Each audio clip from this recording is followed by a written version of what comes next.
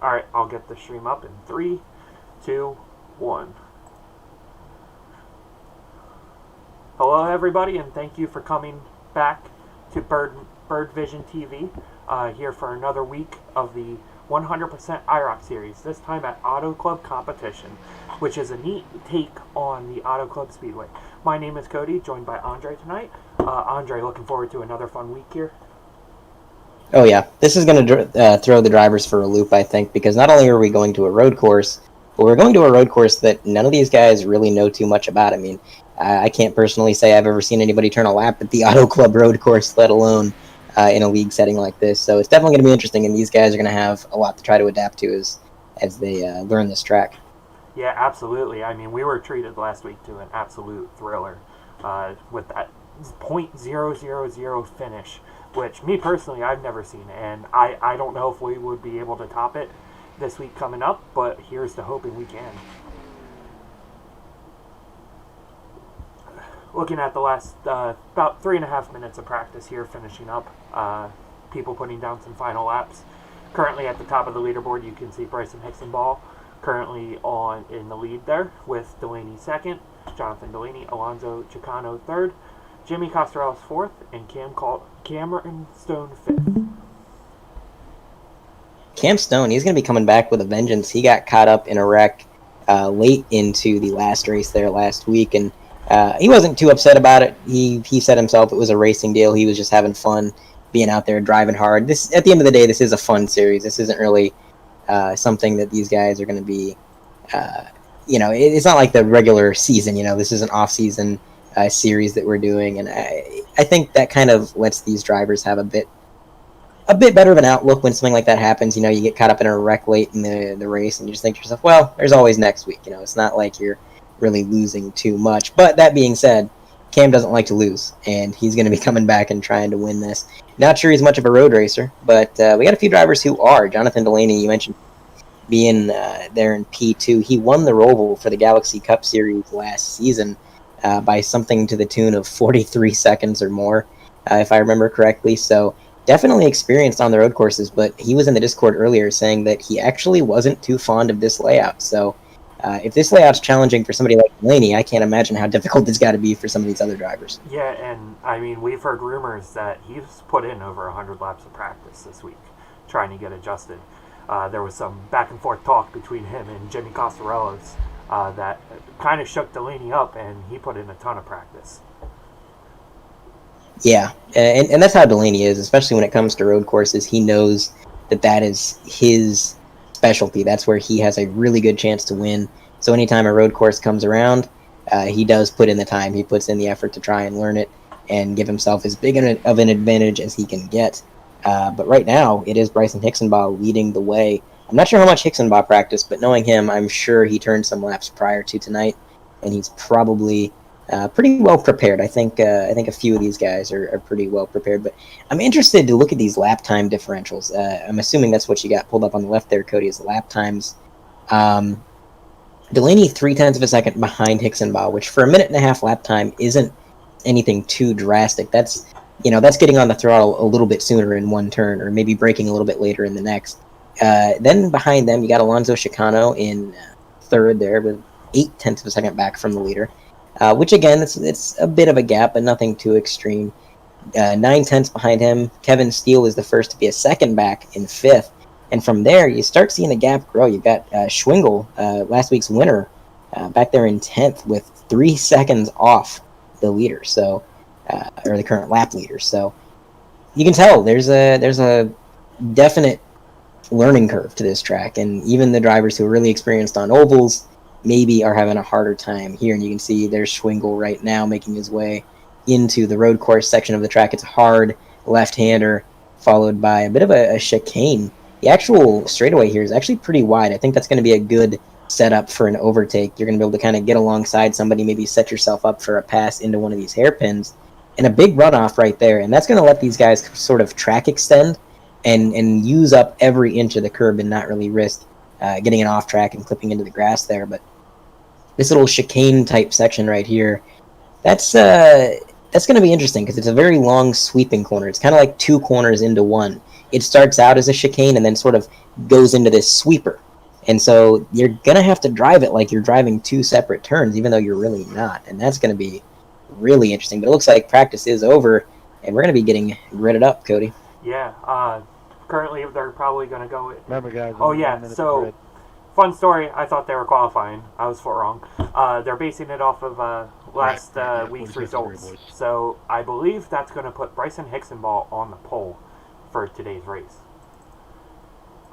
It should be really interesting, especially with such difference in skill level. Actually, it looks like that Wayne Grassy is going to be on pole. Sorry about that.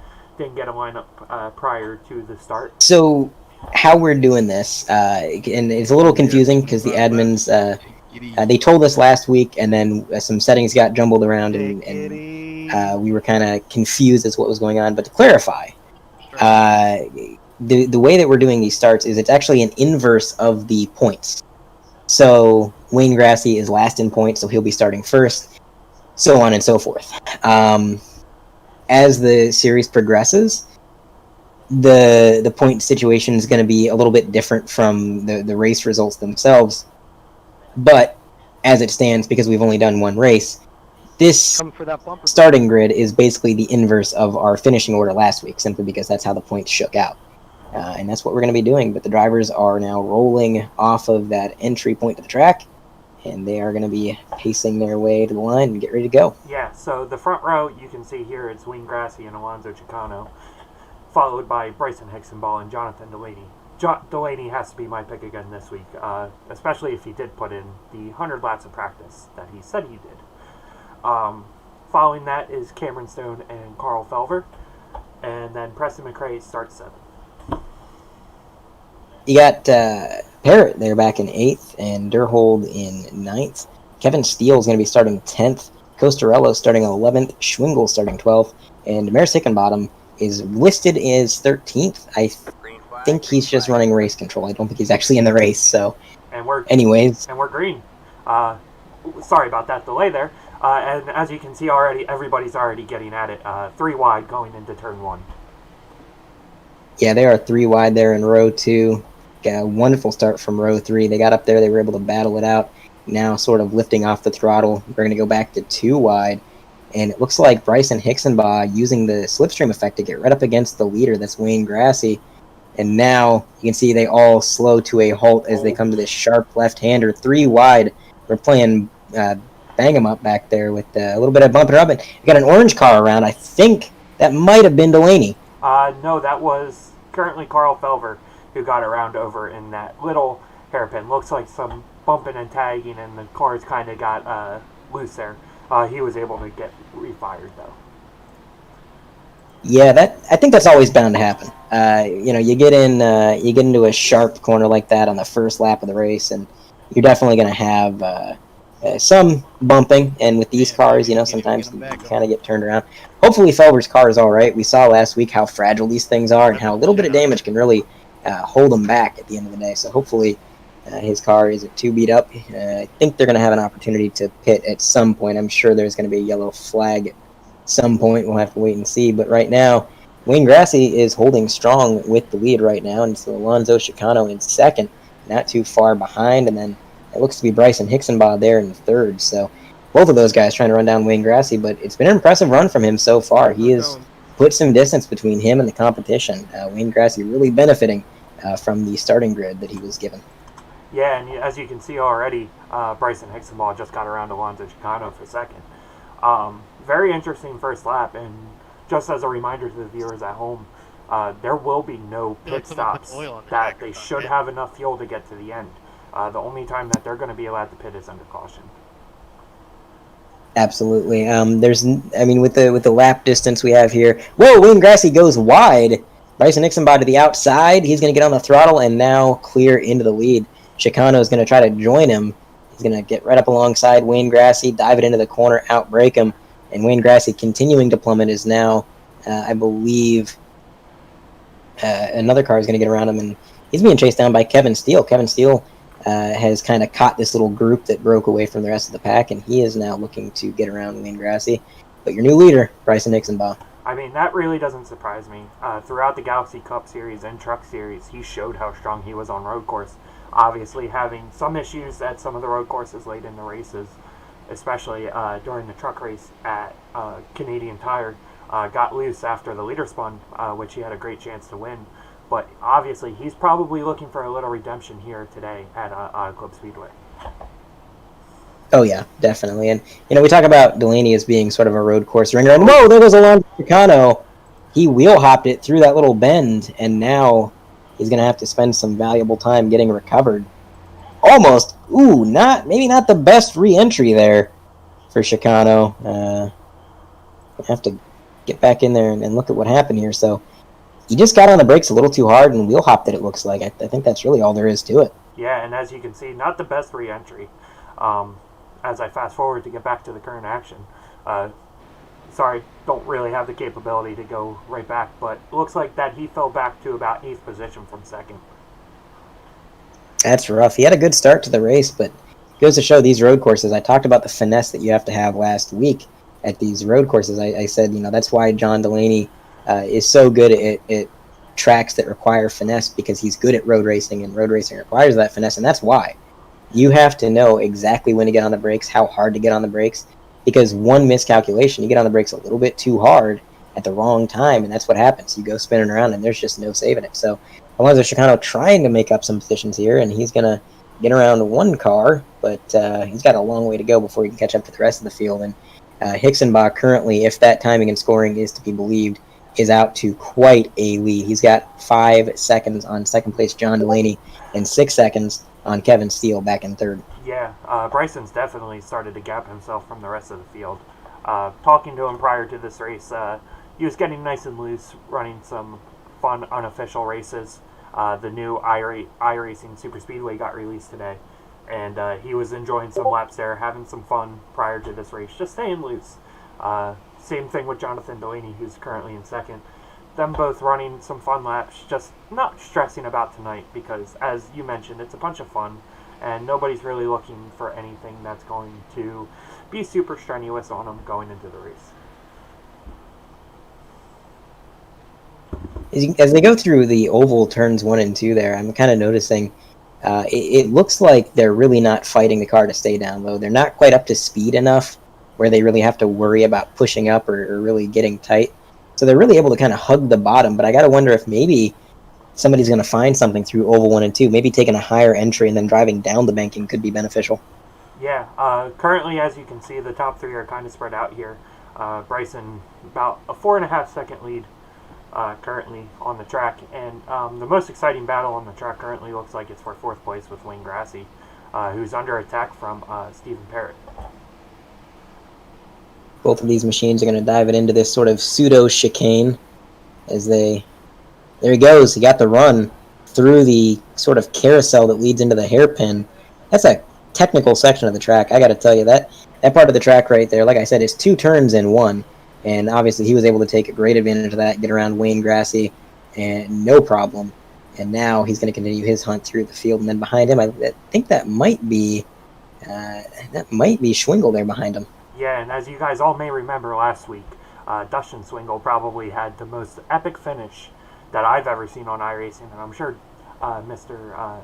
Andre can attest to that, where he won by .000, something I've never seen, and something that is so impressive that gave him that victory. Well deserved, that for sure. Oh yeah, you can't earn a victory more than that. I mean, .000 is just something that you never see on the scoring and timing on iRacing, even at tracks like Talladega or Daytona.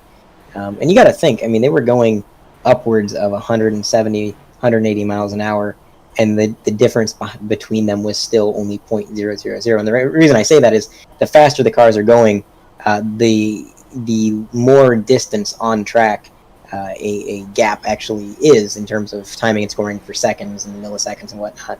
So the fact that they were going that fast and they were still .000 apart is absolutely mind-blowing. And Schwingle, I think he's getting a hang of it. He started in the back. He had his work cut out for him. He had to get through the field, and he's made his way up to 6th. He's trying to get around Wayne Grassi. he is really doing a great job making his way around this road course. Yeah, and something I just noticed based off the timing and scoring is Jonathan Delaney has started to close the gap on Bryson. Currently down to 2.5 seconds currently in the corner. Obviously, that's going to adjust a little once they get on the straightaway. But this is something that he's practiced with, especially because even if you look at his helmet, he's smiling. He knows what he has in that car, and he knows that he can compete with Bryson for this victory. Absolutely. He's closed in about a second overall. Last time I checked, when they were on the straightaway on the oval section of the track, it was about 6.6 seconds between them. Now it's 5.8, so nearly a whole second Delaney has gained, and I think that's kind of the leader's curse at a road course. That's the thing. It seems like if you're the pursuer on a road course, if you're the guy that's chasing somebody down, it's a little bit easier to kind of push the car and use them as a reference and feel a little bit more confident in making aggressive moves because you have to. Whereas when you're the leader, you're just thinking, don't make mistakes, don't spin out, don't throw this away. So you tend to take it a little bit more cautious, I guess would be the word. And I'm not saying Bryson Nixonbaugh is driving overly conservative by any means, but that is kind of what you tend to do as the leader at these road courses. And if you're John Delaney, you take advantage of that. You know the leader's just trying not to make mistakes, not trying to throw it away, so you push. And that's what he's doing. You can see it's getting dark out, Cody. Those lights have come on, the headlights are on. And this race goes on much longer, and I think they're going to be racing in some pretty dark conditions. Yeah, and that's the nice thing about Auto Club Speedway. It has some lights, and these cars have lights. If this was just a normal NASCAR Cup Series race, those cars don't have headlights, even though they got the stickers on them. But going back to what you said about the road courses, I think there's no further evidence than looking at the Watkins Glen race and how towards the end of that race that Mr. Matthew Woods was chasing down Cameron Stone at the end of that race because Cam was just trying to take it easy, which you never really hear from Cam, who is currently out of the race apparently, according to the timing and scoring. Curious to see what happened with him. But these road courses always have something in them. As I go back and look see what happened with Cam. Yeah, I'm curious to see what happened here. Okay, looks like we might have found it. So he's coming through Oval 1 and 2. Is right behind, I believe that may be Felver. They get into this corner here. Cam Stone, he just got on the brakes a little bit too late. You could see that the brake lights were on. He was trying not to rear end the car in front of him, but the closing rate was just too much, and he ended up last second trying to swerve to the right to avoid rear ending the guy. And when he swerved to the right to avoid that contact, he ended up putting himself in the wall. So a lot of damage there. I don't think that's going to be able to be repaired, at least not enough to make the car competitive again. So unfortunate break early on for Cameron Stone. Yeah, it looks like he's actually left the session after that accident, which that damage did not look good. As we mentioned, Cam Stone really never takes it easy, always looking for the fastest way around, and that time it just bit him. Not fully looking to the car ahead, and ended his race. That's the thing. That's another thing about road courses is you're not only paying attention to your car and your driving, but you got to be watching everybody else. And I mean, that goes for every type of motorsport. That goes for every type of track. But on road courses, that's just sort of exaggerated a lot. In these cars, it's actually a little bit easier because they have brake lights. When the guy in front of you gets on the brakes, those big red lights come on, and you know that you need to start slowing down. Otherwise, you're going to hit him. In stock cars, if you're in a road course, you don't have those lights. You mentioned stock cars don't have lights. So the guy in front of you gets on the brakes, all you have to go off of is that car's body language.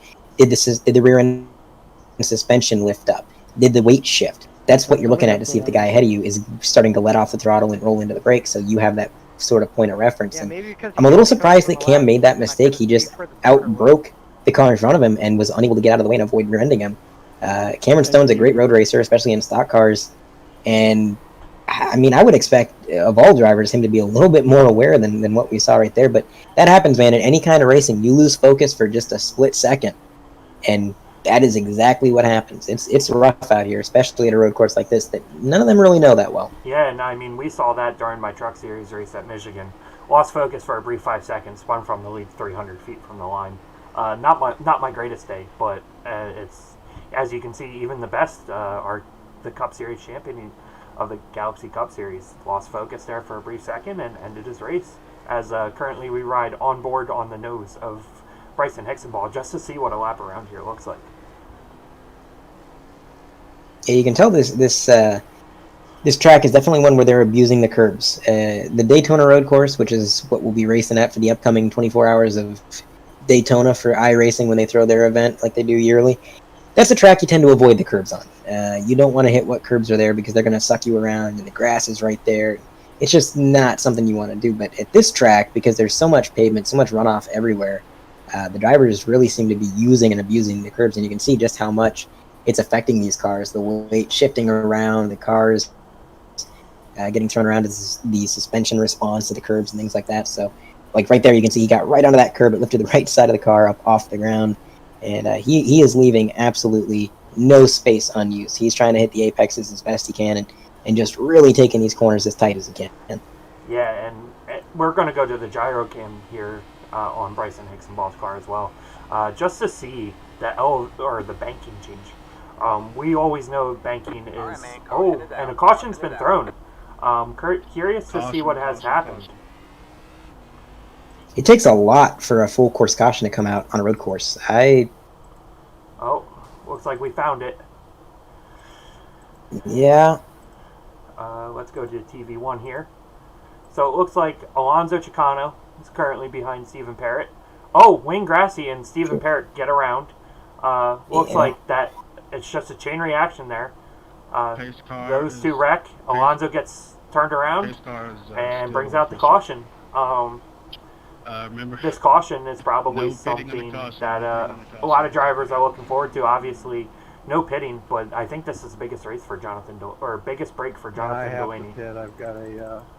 It's definitely a good break for Delaney. I gotta wonder what the strategy is here, though. If you're somebody who's maybe further back in the field, do you maybe stay out and not take tires and risk it? Because I can't imagine. We've made 9 laps, about 8 under green. I can't imagine lap times have dropped off that drastically. I'm sure there's been some fall off, but I don't think we're looking at 2-second fall off yet. So I bet you, if you're somebody in the back of the field, you could risk staying out. As obviously the leader there has to wait for the pace car to come out of pit road, a little bit of a delay on the pace car there, but there could be some strategy here. I think if you're the leader, you have to pit, because if you don't, then everybody behind you will, and they're going to run you over. Even if their tires are only making them half a second per lap faster, that's enough to make them able to get around you pretty easily. So the leader has to pit, but everybody else, I think, has a bit of a choice to make here, and it's going to be a tough choice, I think. Do you risk that track position for tires, or do you risk the not taking tires and get the track position? It's the conundrum you always face at these road courses whenever a full course yellow comes out. But I go ahead. And just as a reminder, they can't pit. You can only pit if you have damage. No changing tires, no adding fuel. You're stuck with the tires you have. That was a rule implemented before Daytona. Or not Daytona. Interesting. Michigan. Sorry, going off a NASCAR schedule, which this is not. Well, that's interesting. So these guys are going to have to slide around on these old tires for the remainder of the race, and that could be huge because Hixenbaugh, he was really using and abusing his equipment. As we saw when we were riding on the bumper cam, he was slamming those curbs, sliding around the turns, but he had a big lead. So if his tires started to fade, if his car wore out before everybody else's, he had that sort of lead to fall back on. Now, he's been using up his equipment, and that lead is gone. He's going to be starting side by side with Jonathan Delaney, who maybe has been kind of a little bit more protective of his equipment. Maybe has a little bit better tires. We're going to have to wait and find out. Yeah, and something of interest again, just as a reminder to the viewers at home, caution laps do not count in these races, which makes it more laps for racing.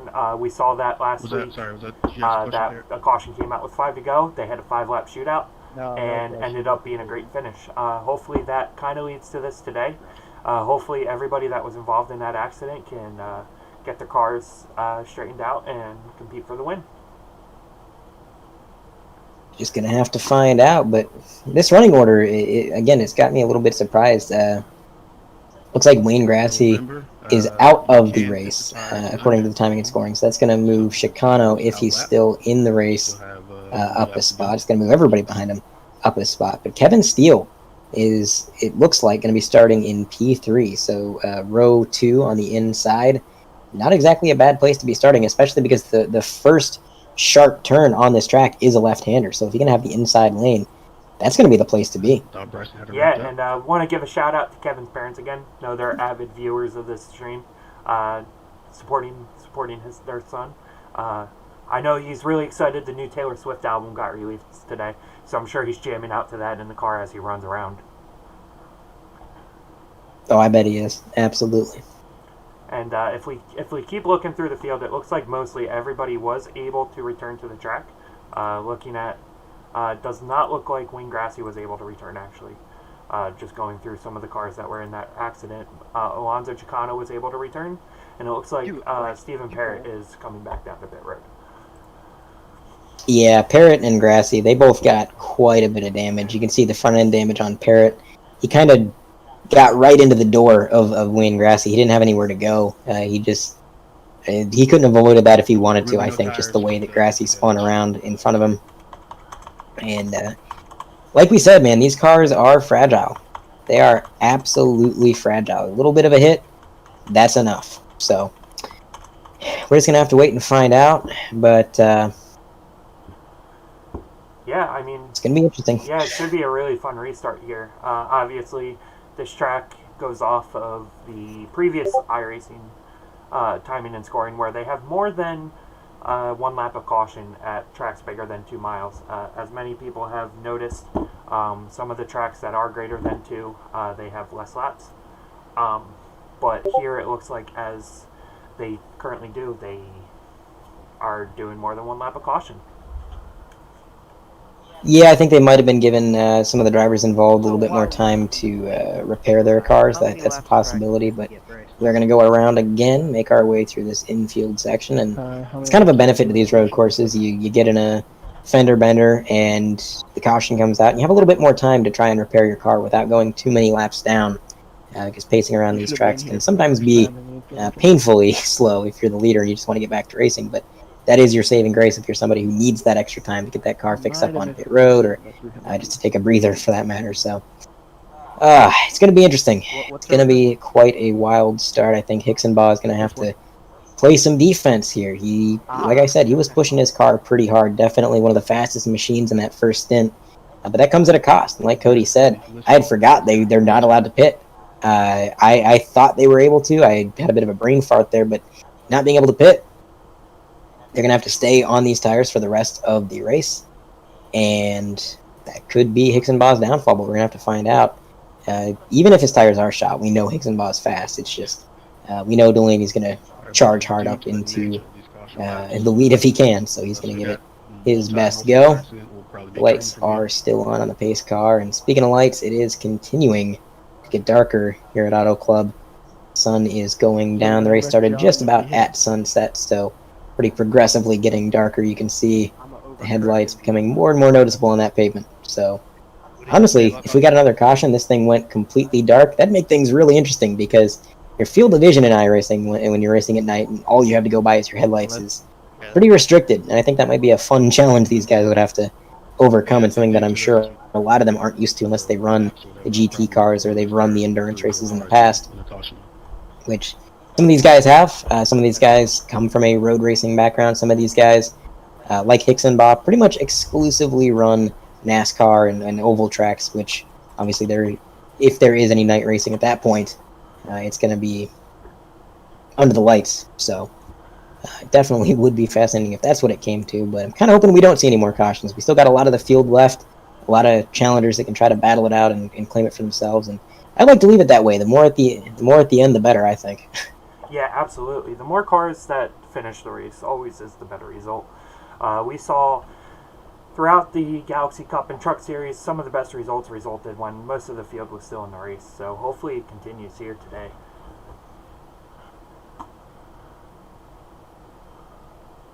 The lights still on the pace car. Hey, Cody, switch the camera up. Can we get an update on Parrott? See if maybe he was able to get out of the pits yet? Yes, sir. He is right there. Tail end of the field. So he got that car fixed up pretty good. Looks like a little bit of wing damage. The rear end wing's a little beat up. Which I'm not exactly sure how that happened, because I guess he did have a little bit of rear end contact, but the car's not looking as bad as I thought. So, I mean, he's not out of it yet. No, absolutely. And I feel like at road courses, because there's so much off throttle time, that many times that the cars can sometimes be damaged, and you could still run really well. Obviously, starting at the back of the field, he's going to have to work his way back through and avoid any danger that may come from it. But That's going to be the key.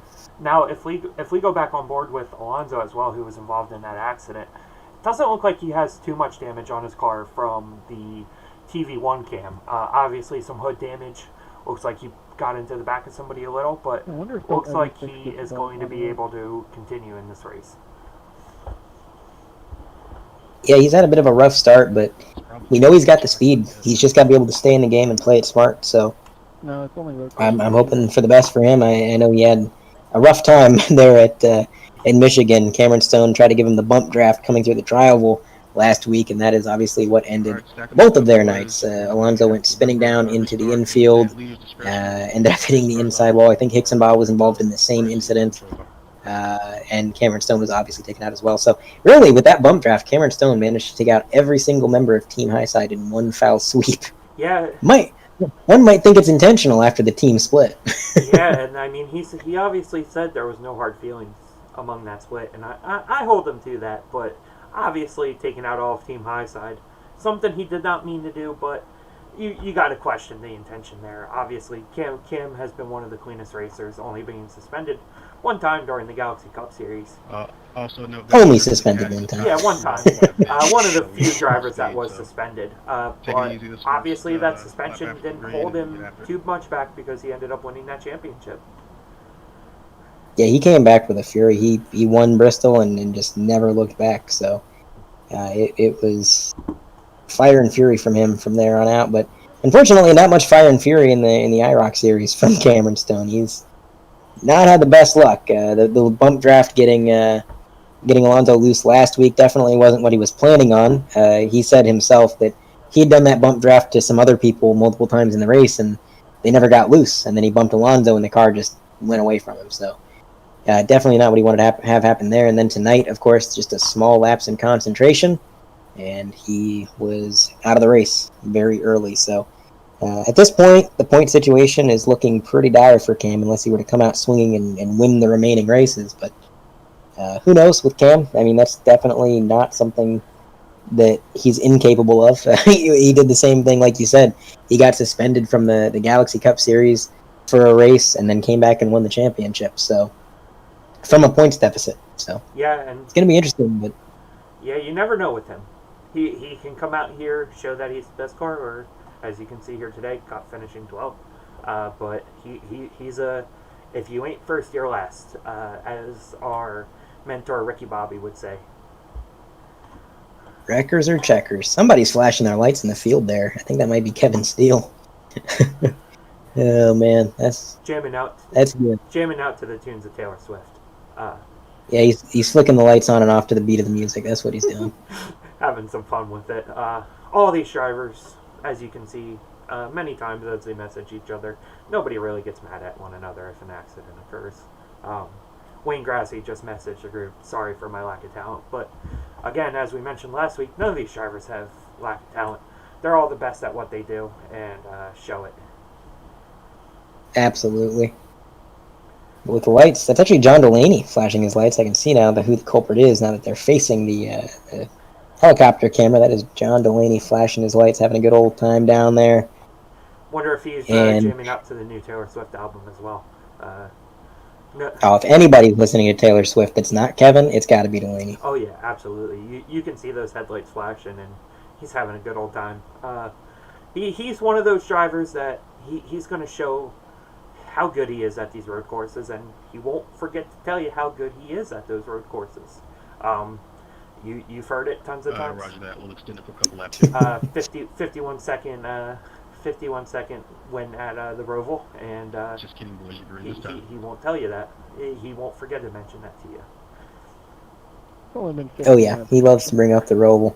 But I tell you what, with the lights being off on the pace car, John Delaney kind of flashing his lights, just having a good time. I think John's ready. You know, he's just up there goofing around. He is ready to strike and try to get this lead if he can, as the cones go flying. We're pacing, guys. We don't got to murder the cones under a yellow flag, but Again, it's, we're getting ready, Cody. We're coming on to the oval section. Here we go. Yeah, and looks like Bryson Hicksonball will lead him back to the green flag as the pace car is about to pull in, and Bryson Hicksonball brings him back to the restart zone at a very slow pace, and he's off. Race is restarted with 15 to go. Or, sorry, 16 to go. Green. Huge jump by Bryson Hicksonball. Definitely, I think what we've kind of expected to see.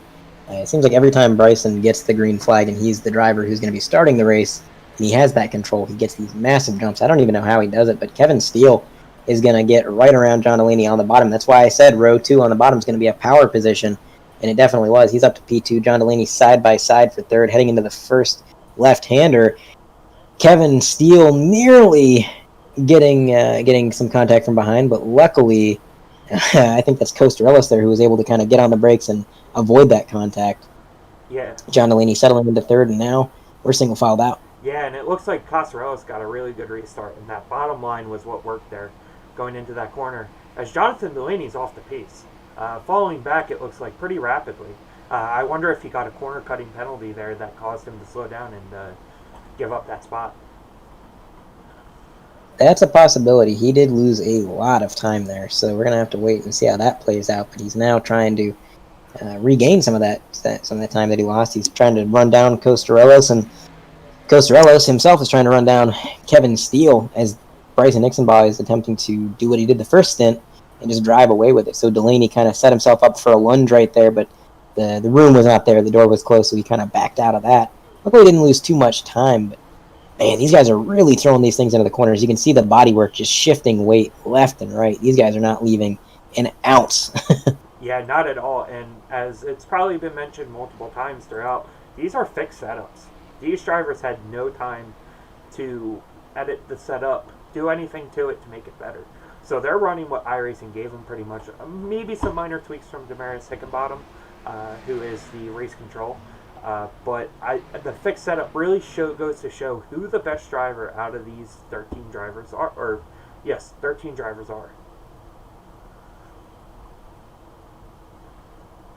Looking back at the timing and scoring, Schwingle's up to 5th, so now he is inside the top 5, which he was on the verge of getting into the top 5 when that yellow came out. He was up to 6th, I believe. So he is continuing his charge through the field, and he has been impressing me all night long to work his way through the field, to make the passes that he's made, and I can't see his lap times exactly, but I would imagine they're on par. I would imagine his lap times are pretty good because he is closing in on the cars ahead of him, and the leader has spun. There goes Hicksonball around in the corner, stuck on the tire barrier. He is going to drop back nearly to last place. We're going to rewind, see exactly what happened. So here he was, leading the way. Kevin Steele is going to inherit the lead now, by the way. Kevin Steele avoiding the wreck like he always manages to. He's up into the lead. But through the chicane section, Bryson gets on the brakes. He just does the same thing Alonso did earlier. He just wheel hopped it too hard on the brakes. And it looks like he just drove it into the tire barrier to get out of the racing line, which that's a professional move from Bryson Hicksonball. This has shades of Canadian Tire all over again, spinning it with the chance of winning the race. I think Hicksonball did the same thing at Watkins Glen as well. Coming through the bus stop, he got loose, got into the tire barrier, and he was, I don't think he was in the lead at the moment, but I think he was up in P3 when that happened. So it seems to be a running trend with Hicksonball at these road courses. He's fast, but just these little mistakes trying to squeeze every ounce of performance out of the car. So he's dropped all the way back to 9th, currently running down Felver. Yeah. And Kevin Steele is in a heated battle for the lead. Look at that timing and scoring. We got 3 cars all trying to fight for it. Kevin Steele has lost the lead. That's Jimmy Costarellos in the lead now, as the timing and scoring is not updated yet, but that is Costarellos in P1. Kevin Steele dropping back to 3rd. Jonathan Delaney 2nd. Making their way through the chicane. This is the section of the track where Hicksonball spun last time around as we look at our backwards facing cam. Yeah, he almost pulled a Hicksonball. He almost did the same thing. Man, and here comes Costarellos, obviously. Restarted on that last caution in 5th place and got a massive jump and propelled him to the lead. Kevin Steele still running 3rd now. But as it's shown, he's there at the end all the time. He's not going to do anything to jeopardize the car in the very long run. And Jonathan Delaney currently in second as he murders a bunch of cones, which poor orange cone. Sure that cone had a family. Down onto the apron of the tribal. He is not leaving an inch of room. He is trying to get as low and cut this as short as he possibly can, as the gap now kind of extends when they make their way through the tribal. Of course, that's what's going to happen when you get on the oval portion of the track. But I think this is Delaney's chance. I think Delaney and Costrellis were pretty similar in speed. I think the only dominant driver really in this field was Hixenbaugh, and now he's kind of out of the picture. Unless he were to get a yellow flag and pull something off miraculously, he's kind of just trapped back there in his own little world, and now the race for the lead has been inherited by these three who were tailing him. So you can see there's Hixenbaugh right there making his way into that hard left-hander, followed by the right-hander, and he's still got speed. I thought maybe he might have flat-spotted his tires a little bit when he spun out, which maybe he did, but even if he did, it doesn't seem to be holding him back too much. He is running down the cars that had got around him while he was waiting on the infield. He got around Carl Felver. The timing and scoring is not updated yet, but he is ahead of Felver. He's up into P8. And I think that's Deerhold up there in front of him that he's trying to run down now. So he's down, but maybe not out. No, and I mean, obviously being 12 seconds back currently puts him in a kind of a rough spot here with the final about 13 laps to go as Deerhold gives up. It looks like he's going to give up the spot to Bryson Hixenbaugh with Costarella still in the lead under attack from Jonathan Delaney. Yeah, Delaney closed the gap through the infield massively, and he is there. And now within range of the slipstream, it might not sound like it would do much at this track, but trust me, going through the tri-oval and coming through oval 1 and 2, that slipstream is huge. You can see Delaney got a run from it right there. He's going to get to the quarter panel.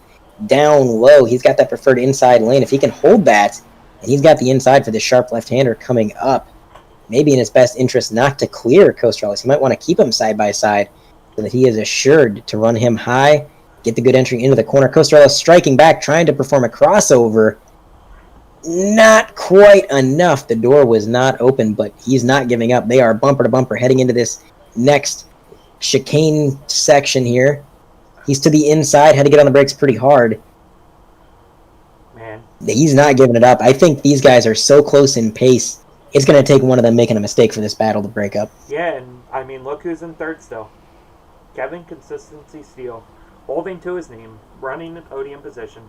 Obviously, last week did not have any intentions of running third. As we go back to the lead, don't know why I cut away from that battle. Second time broadcaster here, but John is showing his speed here. Absolutely, I think we all knew he would. The race didn't start out the best for him. Now he's able to kind of take advantage of what happened to Hixenbaugh as well as that yellow flag that we got, and now the cards are kind of falling in his favor, and it's now his game to lose. He is now starting to pull away from Costarellos. He's got about, I think, a 1 second gap or so as they make their way through the oval, tri-oval.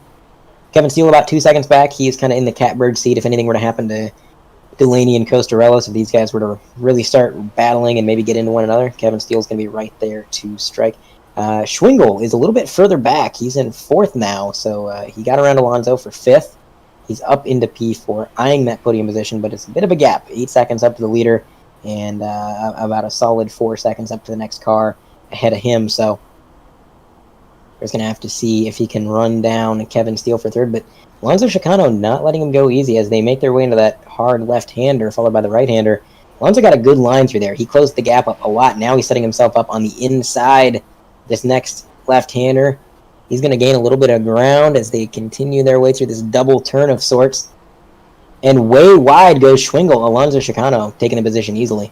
Yeah, and if we keep going back through the field, we can see Preston McRae, a.k.a. Mr. McCraw, currently running in the P6 position. It doesn't look like he's done much this race, but he's another driver that's been consistent throughout the time seeing him run. He's always there at the end. He ended up finishing second at the Bird Bowl event last Saturday night that Alonso Chicano won. But he even told me he wasn't sure if he was going to be able to finish in the top three there, but he was there at the end and finished second. Going back through the rest of the field, Hixenbaugh currently in seventh. He is. No. Hicksenbaugh is fourth. Oh, He has worked his way up. Or no, not fourth. I'm sorry. He is in sixth now, so he took that over from Preston McRae because he is right behind Alonso Chicano now.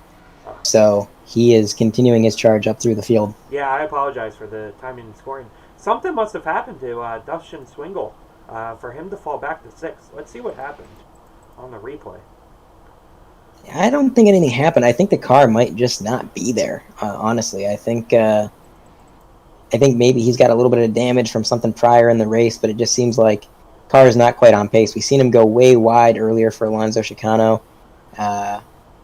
Perhaps just not feeling the car. It's a certain possibility because right here you can see Hicksenbaugh's behind him, tailing him, and then just got around him on the straightaway there. You got a little bit of a glimpse of it, but Hicksenbaugh did pass him on the straightaway. So either Schwingle just let him go and he's playing it easy, or something's not right with that car. But it's a shame because Schwingle, he was absolutely charging his way through the field, and I was really enjoying watching him wheel that car around. He's doing a fantastic job. Now, Bryson Hicksenbaugh trying to recapture fourth from Alonso. Which he did. Remember, folks, he dropped all the way back to P9 at one point after his spin. Now he's back up into fourth, trying to run down a podium position. Yeah, obviously that's been lit a fire under his ass. He wants to show that he can race these road courses as well, and not be considered a driver that throws it away at the very end. Obviously, him currently being about 9 seconds or about 10.5 seconds back currently, not the best for him. But there's no real doubt that Bryson Hicksenbaugh has showed his hand throughout the Galaxy Cup Series season, and he's going to end up making him out to charge to the end of this race. I think so. I absolutely think so. I think he could probably catch up to Kevin Steele. Not sure about much more than that. I mean, obviously, time's running out. I think if this was a 100 lap race, I'd say Hicksenbaugh was still in it to win it, but unfortunately, whoa! Huge contact. Alonso Chicano spins Bryson Hicksenbaugh going into the infield section of this race course. Let's go ride on board with Alonso for that, Cody. All right, going back through. Kind of went too. I want to fast forward a little bit. Yep, my bad. You're good. All right, right there, play. Yep, there you go. Just doesn't break. He broke. It's the same thing that happened to Cam. He broke too late, and maybe his brakes were getting a little hot at this stage in the race, because that's another thing you got to remember. The longer you take these green flag stints, the more you use your brakes, and the more you use them, the hotter they get. The hotter they get, the less responsive they are. So it could have just been a matter that Alonso didn't expect his car to be so numb and unresponsive comparatively. But now riding on board with Hicksenbaugh on the dashboard cam, he's going to go around and somehow not lose any position, but certainly lose quite a bit of time, as it took him a solid 2 to 3 seconds to recover that car and get it back facing the right direction. Yeah, that's an unfortunate accident for Bryson Hicksenbaugh. He's currently about 16 seconds back of the leaders. And it looks like Jonathan Delaney's kind of opened up the gap on Costarellis to about 4.5 seconds. Yeah, he has definitely opened up that gap. He's pulled away quite a bit. Costarellis running a comfortable second. Costarellis is actually quite a ways ahead of Kevin Steele, so a lot of separation between the top three. The closest battle I'd say right now is between Schwingle and McRae, who seem to be pretty close on track right now according to timing and scoring. We're gonna have to. Oh yeah, there they are making their way through that first chicane, and Schwingle exiting the turn just as Preston McRae gets a little bit sideways behind him, really pushing that thing. Yeah, and from that accident, it looks like that Schwingle has been able to close the gap ever so slightly to Bryson Hicksenbaugh. Obviously, not exactly the race that he envisioned after his win at Michigan, but he's definitely holding his own in fifth place, as it looks like Alonso Chicano has decided to retire his car from this race. A lot of damage. I don't blame him. That thing's probably not even remotely competitive with that right front damage you can see on the car there. One thing about Schwingle though, one thing you got to think about is he's not in a situation where he has to win right now. Having won the last race, his point situation is looking pretty solid. If he could win last week and then get a top 5 now, that's consistency. That's that's putting himself in a good, secure position going into next week. And the competition, the drivers who I think maybe he was the most worried about, drivers like Cameron Stone, Bryson Nixonbaugh, drivers who dominated Galaxy Cup Series, they've been having some rough races. This is the second race that Cameron Stone has DNF'd out of. This is the second race that Nixonbaugh has had issues in, although he's still running fourth. If they continue to make these slip-ups and have these bad days, and drivers like Kevin Steele and Schwingle here can continue to be consistent, that's all they need to do. They don't need to win every race. They just got to be there and make sure they're not losing points by DNFing. Yeah, and especially with Kevin Steele, we saw, like I mentioned last week in the Cup or in the broadcast, Kevin Steele was there at the end of the Cup Championship. He won one race all season at Atlanta. Early on in the season, he rode that one victory all the way to the Final Four at Phoenix. And unfortunately, with less than, I believe it was 3 to go, correct me if I'm wrong there, Andre, but it seemed like he shows the speed when he needs to. And from what I understand, he's going to be very competitive in the newly formed 100% Cup Series with setup builder Brandon Pierce leading the way for his setups. Oh yeah, I never count Kevin Steele out. He is one of those drivers that, like, maybe he's not my pick to win race to race, but he is absolutely my pick to be there at the end and to put himself in a good point situation. He knows the game and he knows how to play it. And he knows that you don't always need raw speed to end up being the champion. Like you said, he rode that one win in Atlanta all the way to the Final Four, and he did that by just being consistently good. Finishing top 5, top 10 nearly every single week, never having hardly any DNFs. Just generally being consistent. That's why we call him Kevin Consistency Steele.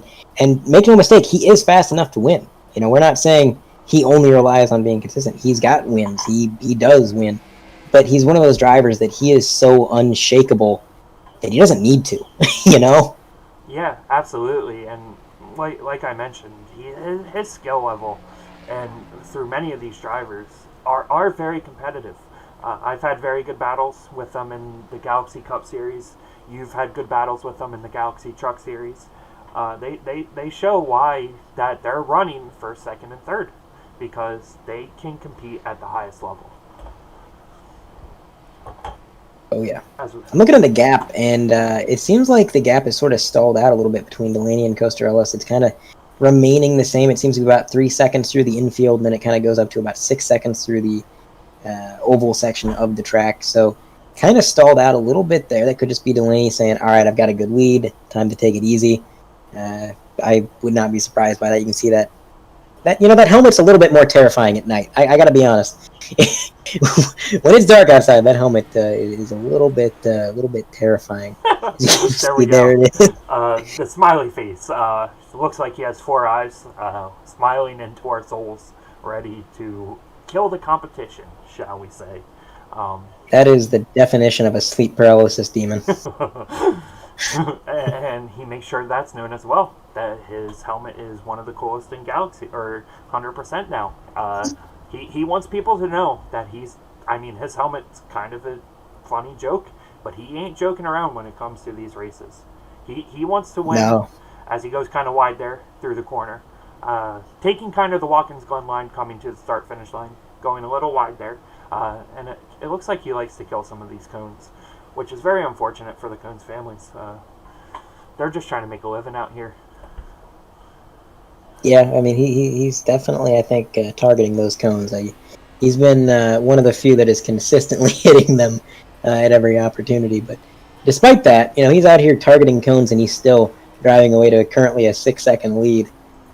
Absolutely incredible. I mean, he is just pretty much unparalleled. I think the only driver faster than him on the track right now is Nixonbaugh. But with 5 laps to go and over a 6-second gap between them, I just don't think Nixonbaugh has it in him. Even if he somehow miraculously got to Delaney, passing him would be a whole nother story. So I think right now, as long as Delaney keeps his head on his shoulders, his creepy, terrifying, smiley face helmet head on his shoulders, he'll be all right. This is his game to lose as it stands. We're just going to have to wait and see. We do have a few battles throughout the field. Schwingle and McRae still bumper to bumper, and if something were to happen between them and we got a caution, that could change the game a little bit. Yeah, and it looks like Kevin Steele has closed the gap kind of on Jimmy Costarellos here for a second.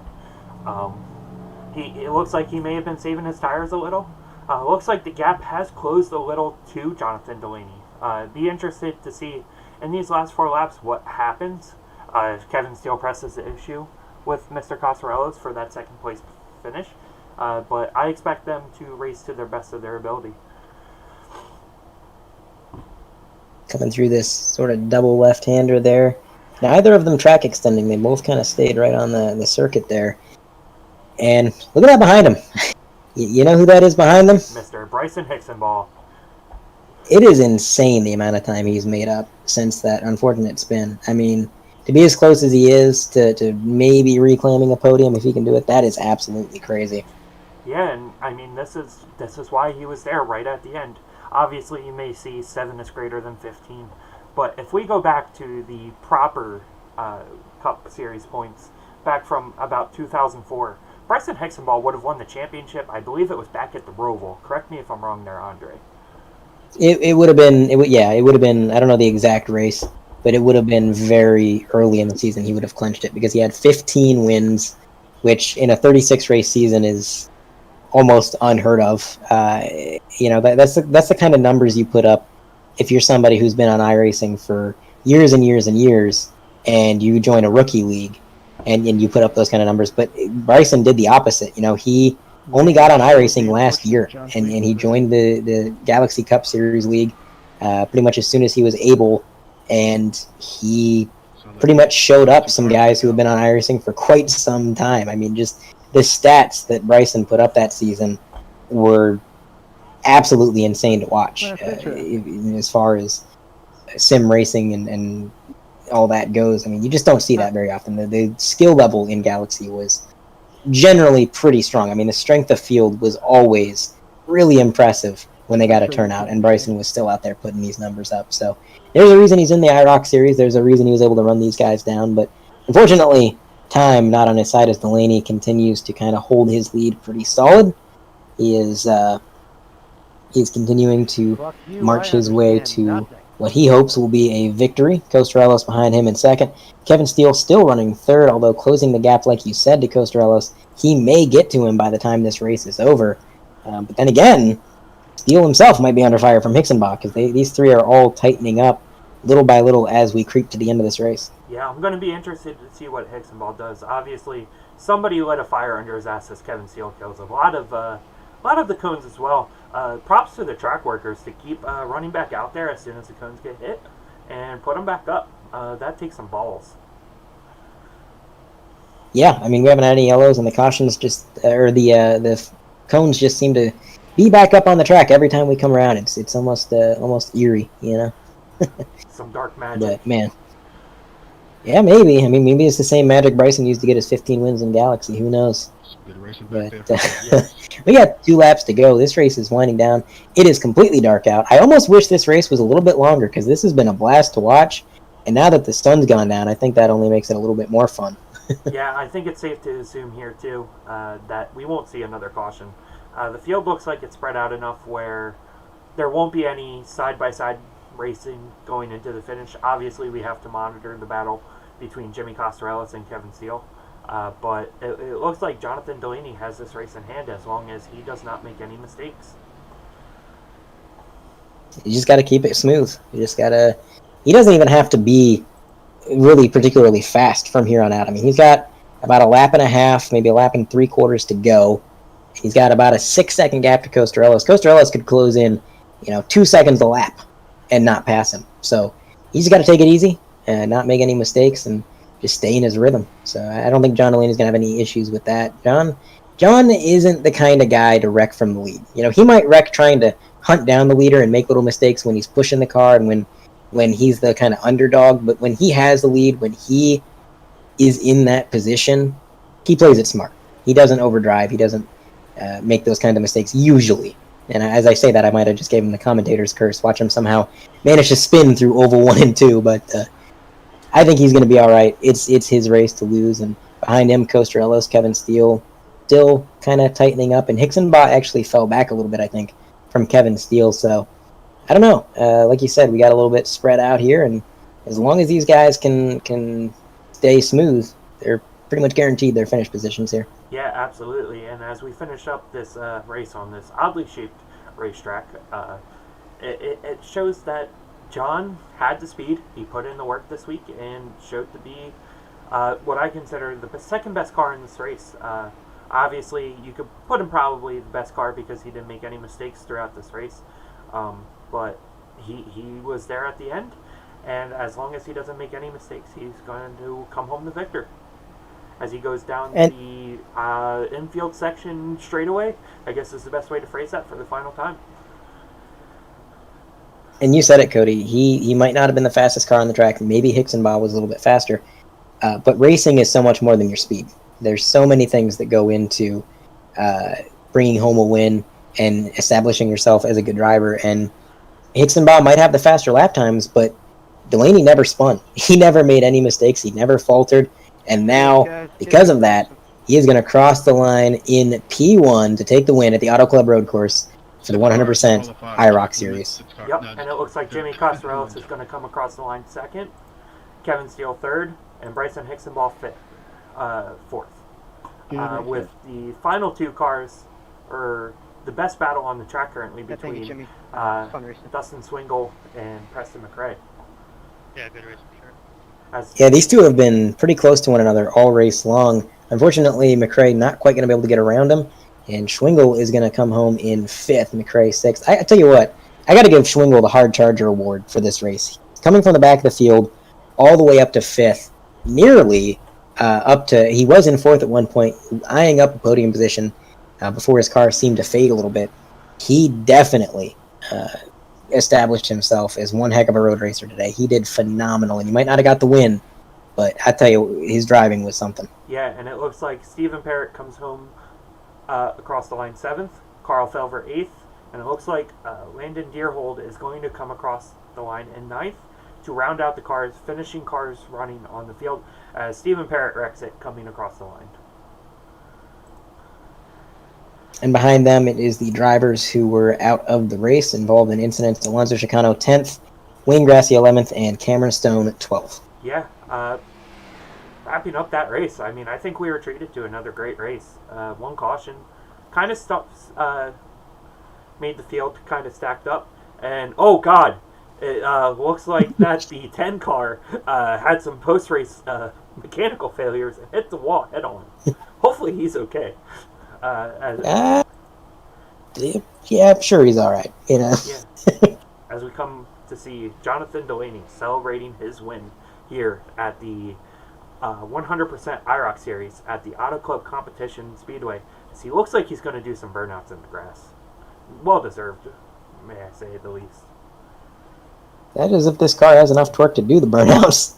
He's seems to be struggling to get it sideways, but he's trying. Yeah. He is celebrating. That was a well-deserved win. He drove that thing. He just drove his heart out. I mean, he went out there, didn't make any mistakes, kept it smooth.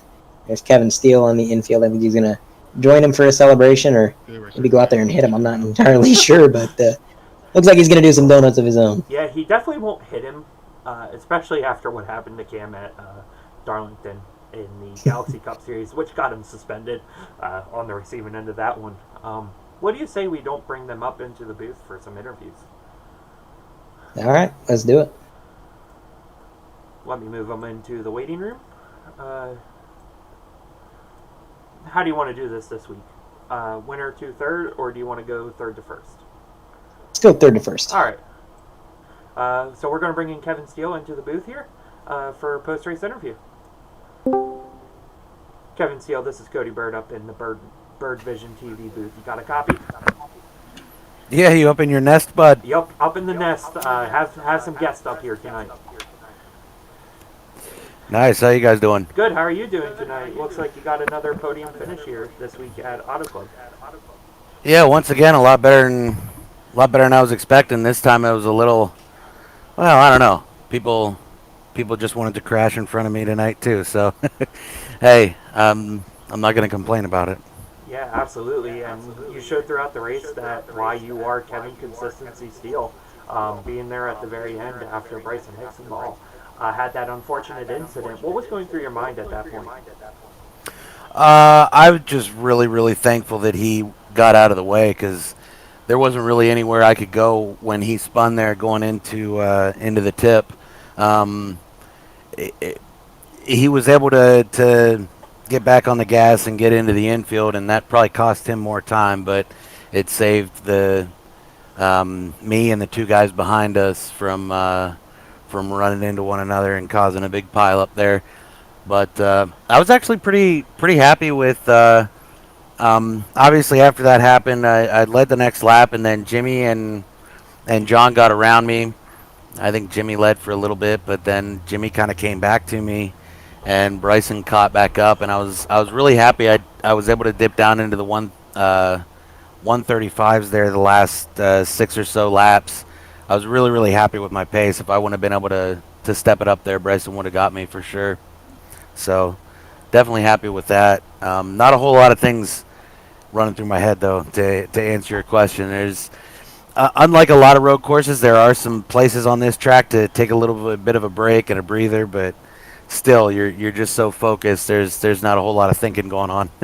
Yeah, absolutely. And you mentioned the tip of this road course.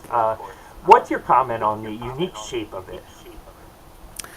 Well, I've been advised by the Apex legal team not to describe the track in any way, shape, or form, so I'm going to plead a fifth. All right, sounds good. Andre, do you got any questions to follow up with here? I think you pretty much got it all covered. I just want to say congratulations on your P3, Kevin. That was a heck of a run. Like Cody said, you showed why you're Kevin Consistency Steel. You kept your nose clean. You stayed out of everything happening in front of you, and just ran a solid line all night long. And you're putting yourself in a good point situation. That's another thing to think about. Another podium finish. You finished P3, and going into next week, you're sitting pretty when a lot of the competition's been having a couple of rough weeks. Yeah, I think I don't know. Obviously, I have to wait till the points get counted up, but I think Jimmy might be the only guy with more points than me right now.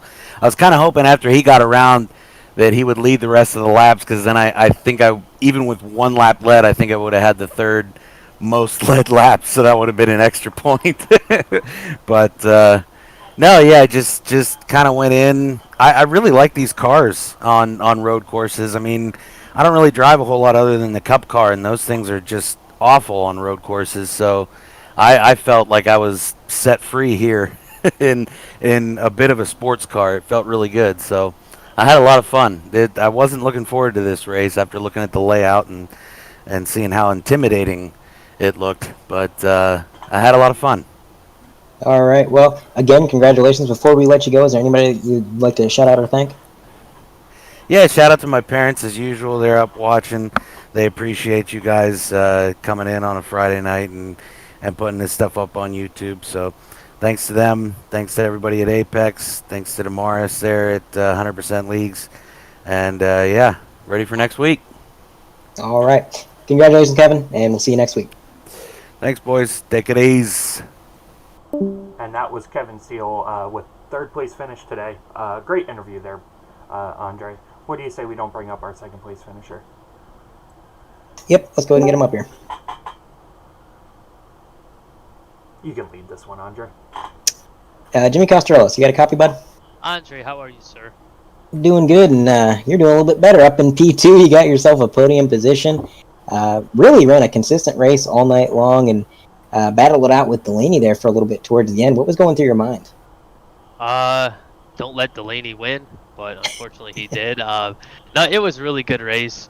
It was definitely a wrench thrown in there when it got dark. I couldn't really see that well, especially there's one turn in specific right after the chicane on the infield. It was like a tight right-hander, and I was losing like 4/10 a lap there, and so that's where Delaney was gaining all the time. But I think I was even with him everywhere else. So really happy to get second, but definitely bummed out I couldn't get the win. Can't complain about a second place finish. You mentioned how much of a wrench the darkness was. The field of vision. I mean, you guys have lights on these cars, but it had to be, like you said, especially in certain sections, pretty difficult to overcome. Do you think that maybe this race would have played out a little bit differently had we had a little bit more daylight? Yeah, I don't know who the dum-dum who decided to set up the session like this, but I'll have a talk with them after the race. But yeah, I definitely think if it were still daylight, I might have had a little bit more for Delaney. But that's the way the cars played out. So I'll take a second place. Should be on the top in points now. So that's definitely a motivational thing for me for sure. Absolutely a great points day, and kind of takes a load off going into next week. You don't have to go out and win. You don't have to go out and really even get a podium. You can just kind of ride around and try to get a good finish and not have too much pressure. But Cody, do you have anything to add? Yeah, going into Talladega next week, we've heard how fun these cars are with the runs that you can get at Talladega. What are your expectations going into that race? I actually think it's going to be a great race. I don't think you'll see many cautions. I don't know if you've tried them out yet, but you can do a lot of bump drafting, and the cars just stick. They have really good grip at Talladega, so it's going to be a really fun race. I don't think we'll see many cautions, and hopefully I come out on top. All right, and I'm looking forward to that race. I mean, me and Andre have been treated to two very great races with you involved. Is there anybody you would like to thank for these great runs so far? Yeah, thank you guys for putting on the broadcast. I'm definitely going to go back and watch it a little bit later, so thanks. SPR, Rich Petrucco, my boy Joey King sitting next to me, watching the entire race, rooting me on. And the guys who run the league, Kevin Steele and Damaris, they do an excellent job. So thank you so much for inviting me to the series and putting up all the races. I really appreciate it, guys. And congrats to John, of course. All right, there you have it. That's Jimmy Costarellos coming home second place for the second week in a row. We look forward to hopefully having him come up in the booth next week. Thanks, guys. All right, and that's our second place finisher. Finally, we're going to bring up John Delaney, the winner of today's race. Didn't really show us any weakness. Would you say agree with that, Andre? Absolutely. John Delaney, you got a copy, bud? Yeah, I got yes. First off, congratulations. That was a heck of a run. You made no mistakes. You didn't falter one single time, and you brought it home in P1. How does it feel? Feels really good, especially after having a pretty rough week at Michigan. Feels good to make up some of those points, and yeah, it's good. Absolutely. The second place finisher talked a little bit about how much more difficult it was to race this track once the sun went down and they relied on the lights, and he talked about how that really changed the dynamic of the race. What do you think about the shift in daylight? It definitely was a challenge for sure. No, turn one, it was hard to see your turn-in point for that, and through the infield especially, since there weren't as many lights there. It's definitely a lot harder to see where your braking points are and stuff like that. But a good side of it getting darker was the track got faster, so it had its ups and downs. Cooler temperatures, better tires, better lap times. Absolutely. Cody, do you have anything to add? Yeah, you mentioned throughout the week you were kind of intimidated by Jimmy Costarellos going into this race. What gave you the motivation to come through and hopefully try to win this race? I knew Jimmy. He's an awesome guy. He's got some talent. He's really fast, week in, week out. I don't know. I didn't get too much laps practicing like I wanted to. I only maybe got 40 laps of practice for this track. But I don't know.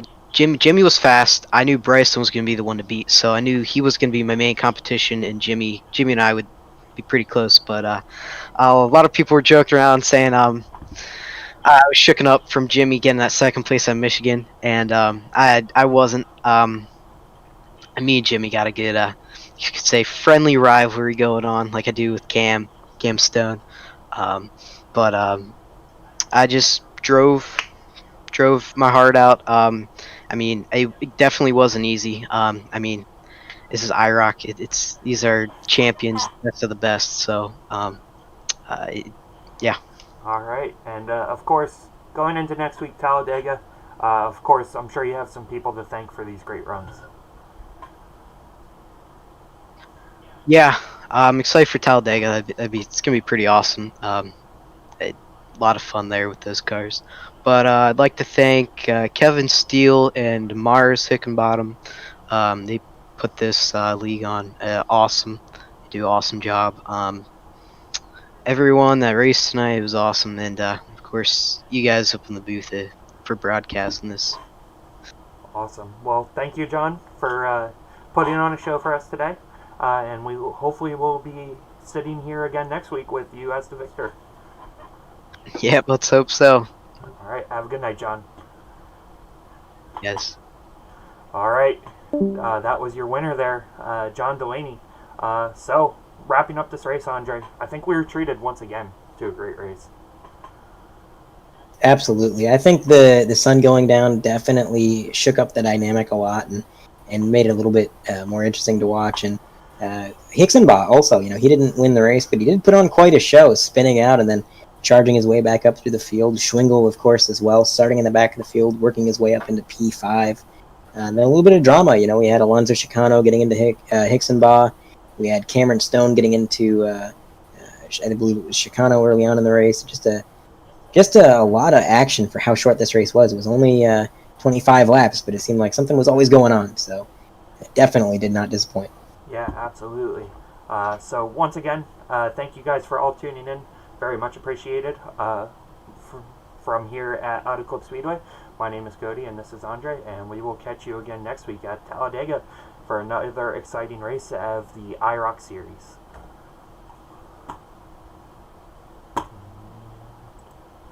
Clear. All right. I felt like that one went a lot better.